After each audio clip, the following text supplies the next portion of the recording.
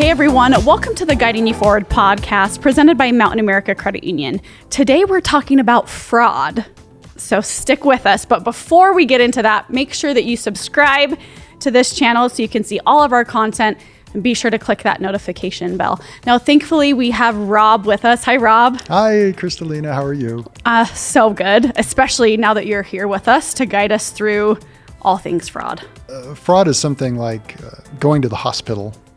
Okay. There's a million different ways that you could wind up in the hospital, and there's a million different types of fraud.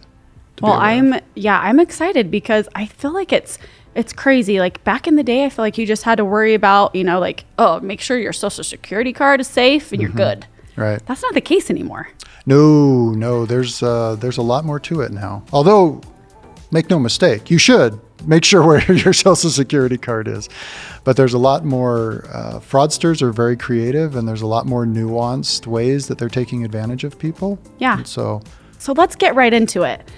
I think a lot of us obviously know like the big scams to be aware of, like don't send any money to any Egyptian princes, things like that. Right. But obviously there's different types of scams that people are committing, right? And wanting to get our information or our money or whatever that might look like. So what are some of the most common scams that you see?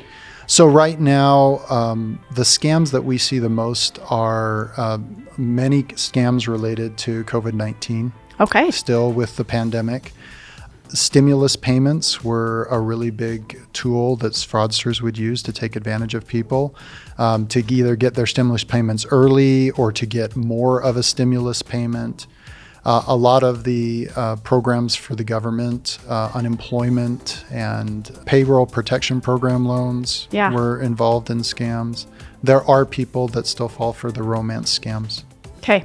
Particularly because we're living in such a connected world, and it's so easy to connect with people through social media, online, which is great.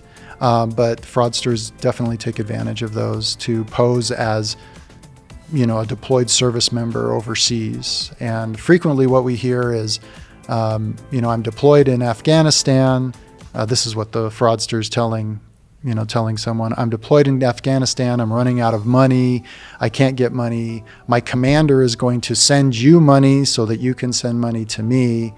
And of course, the money that is sent is completely bogus and doesn't even come from, anything having to do with the military. Right. So that's something that we see frequently, and fraudsters are willing to spend that time to really invest in building a relationship, and before they start, asking for these types of favors and could you do this for me? And it's just one time, or of course, and then they leverage the emotion and the romantic angle as well. So it can be really tricky to kind of balance that voice of logic against that voice of emotion that, here's this person that I care about that's asking me to do this thing, but it doesn't really make sense what they're asking me to do. Yeah. So what would you say are some of the red flags in those romance scams? Because they are so common. What do we need to watch for? Obviously, it's hard, right? When you're invested in a relationship with someone, even if you haven't met them in person before. Yep.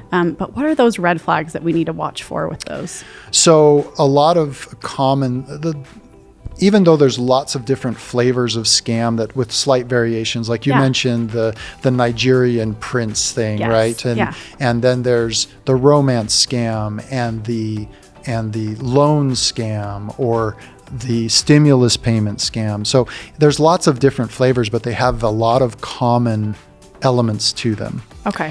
One of the things that's a huge red flag and kind of an immediate walk away is if somebody asks for your username and your password to anything, to your social media account, to your email, certainly to your online or mobile bank app with your financial institution. If anybody asks for the username and the password, it's a walk away, because there's just no legitimate reason to give out your username and your password to somebody, regardless of what they're asking it for. Because even if you say, oh, well, they can't move money with my social media account, Right. right? Yeah. What they can do is they can now impersonate you on your social media channels, and they can now start recruiting all of your contacts and followers and friends into their scheme when it's posing as you. So really, in a virtual sense, you are recruiting people into these schemes and these scams. Okay. So that's the first one, is if anybody asks you for your username and password, no matter who they are or who they claim to be, that's a walk away right there. Okay. The second thing is, I frequently say that there's very few absolutes in fraud. Okay. This is an absolute.